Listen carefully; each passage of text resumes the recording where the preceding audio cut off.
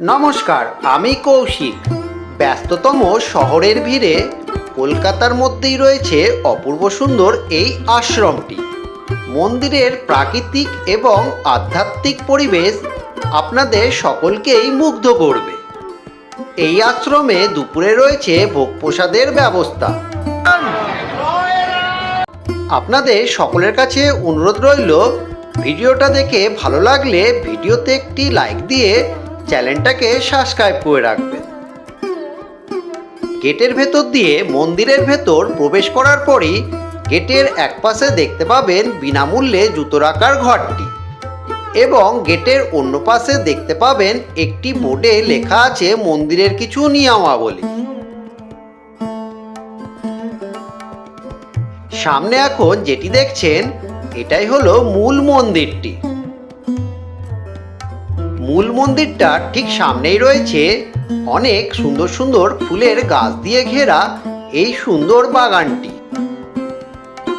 এখন এই ফুলের বাগান থেকে আমরা এগিয়ে যাব মূল মন্দিরটিকে দর্শন করার জন্য। সামনে এটি হলো মন্দিরের নাট মন্দিরটি। মন্দিরের নাট মন্দিরটি বেশ বড়, এবং এই নাট মন্দিরটির ঠিক মধ্যভাগে রয়েছে একটি সুন্দর তুলসী মঞ্চ। মন্দিরের এই তুলসী মঞ্চটিকে দেখতে বেশ সুন্দর লেগেছিল, কারণ এই তুলসী মঞ্চের উপরের অংশটি সম্পূর্ণ ফাঁকা রাখা হয়েছে। সূর্যের আলো এবং বাতাস যাতে ভেতরে প্রবেশ করতে পারে। দেখুন কত অপূর্ব সুন্দর লাগছে এই তুলসী মঞ্চটিকে দেখতে, এবং তুলসী মঞ্চের চারপাশটা খুব সুন্দর করে ফুল দিয়ে সাজানো হয়েছে।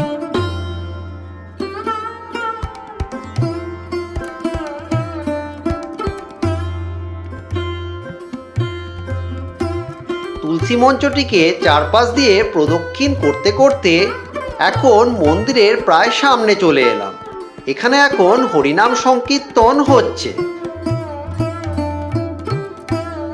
সামনে এখন যে সিঁড়িটি দেখতে পাচ্ছেন, এই সিঁড়ি দিয়ে উপরে উঠে মূল মন্দিরে প্রবেশ করতে হয়।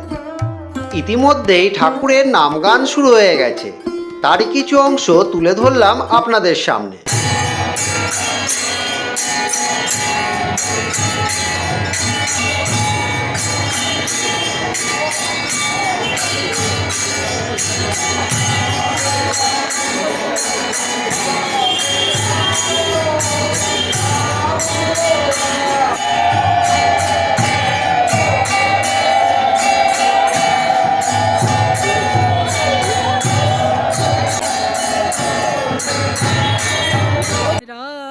আজ শ্রী শ্রী রাম ঠাকুরের জন্মতিথি উপলক্ষে যাদবপুরের কৈবল্যধামে দূর দূরান্ত থেকে প্রচুর ভক্ত মন্দির প্রাঙ্গণে এসে উপস্থিত হয়েছেন।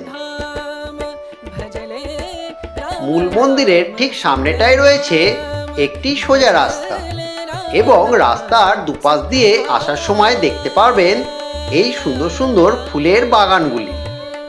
এখন আমরা ঘুরে দেখব এই মন্দিরটির আরও অন্য সব জায়গাগুলি। মন্দিরের গেট দিয়ে প্রবেশ করে সোজা আসার পর দেখতে পাবেন সুন্দর সুন্দর এই ফুলের বাগানগুলি, এবং এই বাগানগুলি থেকে আরেকটু সামনে এগিয়ে আসার পর দেখতে পাবেন এখানে রয়েছে বাঁধানো একটি বেলগাছ। এই বেলগাছটির নিচে রয়েছে ছোট ছোট অনেকগুলি শিবলিঙ্গ। এখানে ভক্তরা শিবের মাথায় জল ঢালছেন, পুজো করছেন।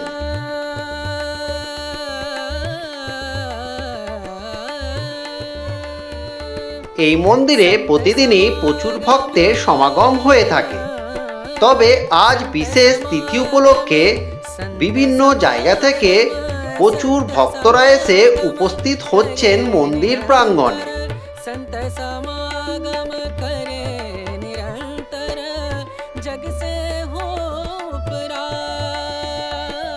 এই বাঁধানো বেলগাছটির সামনের দিকে এগিয়ে আসলে আপনারা দেখতে পাবেন এখানে রয়েছে একটি নোটিশ বোর্ড। আগামী দিনের অনুষ্ঠান সূচিটি এখানে লেখা আছে। এই নোটিশ বোর্ডটির পাশে রয়েছে দুপুরবেলায় ভোগ প্রসাদ খাওয়ানোর ঘরটি। এবং ভোগ খাওয়ানোর ঘরের ঠিক পাশেই রয়েছে শ্রী শ্রী কৈবল্য ধামের বার্ষিক অনুষ্ঠানের এই সময়সূচিটি। এই নোটিশ বোর্ডটির ঠিক পাশেই রয়েছে শ্রী শ্রী কৈবল্য ধামের দাতব্য চিকিৎসালয়ে অ্যালোপ্যাথি বিভাগে যে সমস্ত ডাক্তারবাবুরা বসেন তার লিস্টগুলি।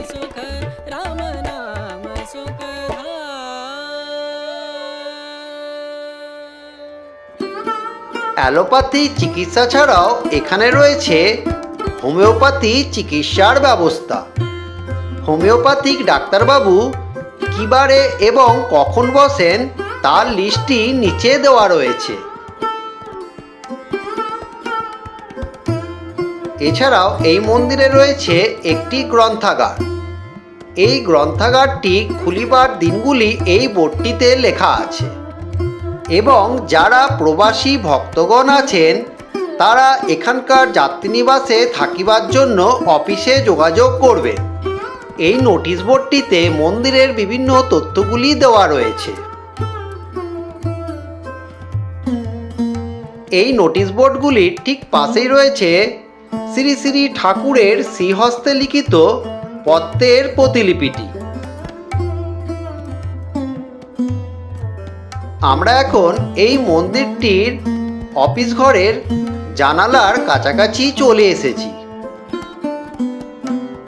এই বোর্ডটিতে শ্রী শ্রী কৈবল্যনাথের মহন্ত মহারাজবৃন্দদের কার্যকালগুলি লেখা রয়েছে। সামনে এটি হলো মন্দিরের অফিস ঘরগুলি। এখান থেকে দুপুরের ভোগের কুপন সহ মন্দিরের বিষয়ে যাবতীয় তথ্য আপনারা জিজ্ঞাসা করতে পারেন।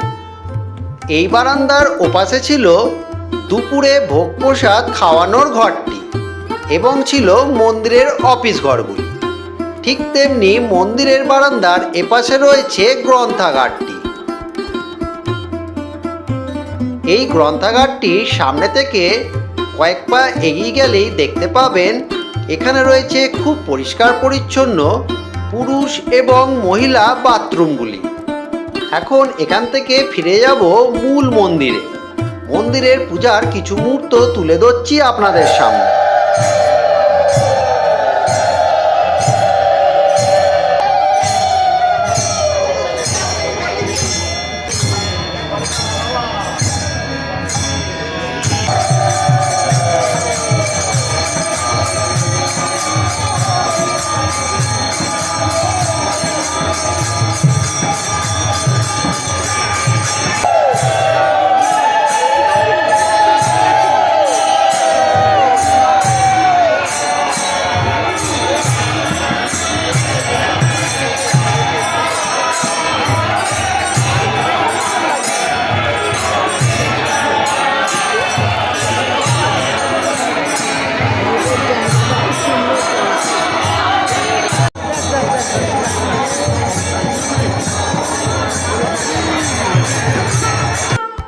পূজা শেষে শান্তির জল নিয়ে মন্দির বন্ধ হয়ে যাওয়ার পর এখন সব ভক্তরা লাইনে দাঁড়িয়েছেন দুপুরের ভোগ প্রসাদ গ্রহণ করার জন্য।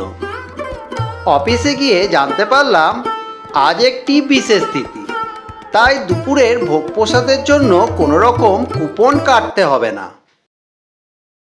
আজকে সম্পূর্ণ বিনামূল্যে ভোগ খাওয়ানো হচ্ছে। ভোগ প্রসাদের লাইনে নেট দিন, এপাশে এখন খাওয়ানো হচ্ছে আর ওপাশেও খাওয়ানো হচ্ছে, ওপাশেও লাইন আছে।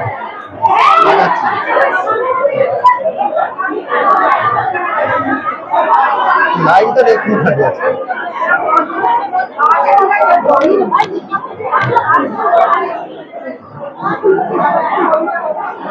এখানে যা অবস্থা ওদিককার লাইনে যেতে হবে।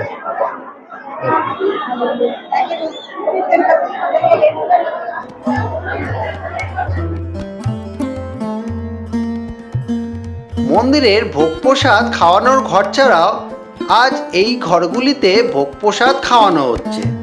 যেহেতু আজকে প্রচুর ভক্তের সমাগম হয়েছে, তাই ভোগ প্রসাদ বিতরণের বিকল্প ব্যবস্থা গ্রহণ করা হয়েছে। ভোগ প্রসাদের লাইন তো বিশাল পড়ে গেছে, দেখুন লম্বা লাইন ওপাশে ছিল আর এপাশেও আছে। দেখা যাক লাইনে যারাই, লাইনের শেষ কোথায় আছে জানি না, দেখছি। এই লাইন চলছে, এই লাইনটা শেষ কোথায় জানি না, দেখছি। কিছু সময় অপেক্ষা করার পর দুপুরের ভোগ প্রসাদ গ্রহণ করতে বসলাম। ঠাকুরের জয়ধ্বনির পর ভোগ বিতরণ শুরু হলো।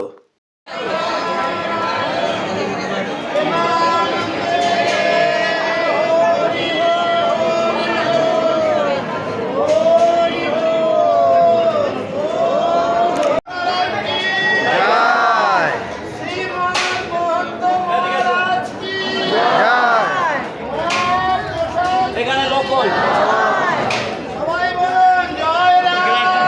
জয় রাম, জয় রাম,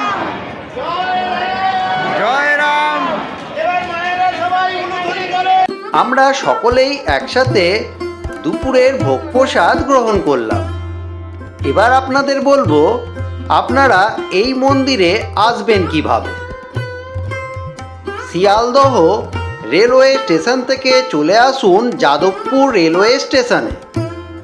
যাদবপুর রেল স্টেশনের 1 নম্বর প্ল্যাটফর্মের বাইরে বেরিয়েই স্টেশনের সামনেই দেখতে পাবেন একটি রিক্সা স্ট্যান্ড। স্ট্যান্ড থেকে হাতে টানা রিক্সা নিয়ে আপনারা সহজেই পৌঁছে যেতে পারবেন যাদবপুরের এই মন্দিরটিতে। কিন্তু আমি যেভাবে মন্দির গেছিলাম সেটাই এখন আপনাদের দেখাবো। রেল স্টেশনের বাইরে বেরিয়ে সামনের দিকে 2-4 মিনিট হেঁটে এগিয়ে আসলেই পড়বে এই বড় রোডটি, এবং এই বড় রোডটি সামনের দিকে আরও মিনিট 10 হাঁটলেই পৌঁছে যাবেন বাস স্ট্যান্ডে। সামনে এটা হচ্ছে বাস স্ট্যান্ড। এখান থেকে সামনে এগিয়ে গেলে একটু এগিয়ে যেতে হবে। রাস্তাটার ওপারে আছে অটোগুলো। রাস্তাটা পার করে এখান থেকে পেয়ে যাবেন অটোগুলো যাওয়ার। এই যে সামনে এটা অটো স্ট্যান্ড, এখান থেকেই অটোগুলো পেয়ে যাবেন। এখান থেকে অটোতে যেতে সময় লাগবে 5-7 মিনিট এবং ভাড়া লাগবে 10 টাকা। স্টেশন থেকে আমি ওদিক দিয়ে এলাম, আর সামনে এটা হচ্ছে মূল মন্দিরটা। এখানে রয়েছে কিছু ফুলের দোকান।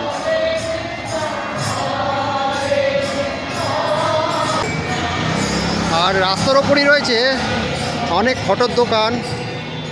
এই যে এখান থেকে ফটোগুলো নিতে পারেন। আর এখানে রয়েছে ঠাকুরের বিভিন্ন জামা কাপড় যেগুলো পরানো হয়, গোপালের আছে দেখুন। আর এখান থেকে আপনারা ফুল নিতে পারেন, ফুলের দোকান রয়েছে। আর ঠাকুরেরও ছবি নিতে পারেন। এই যে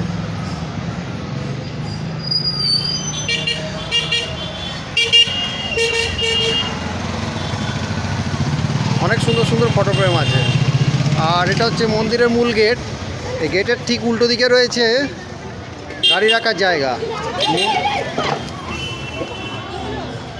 এই যে দেখুন অনেক বড় জায়গাটা, এখানে বাইক গাড়ি সব রাখা হয়। এই যে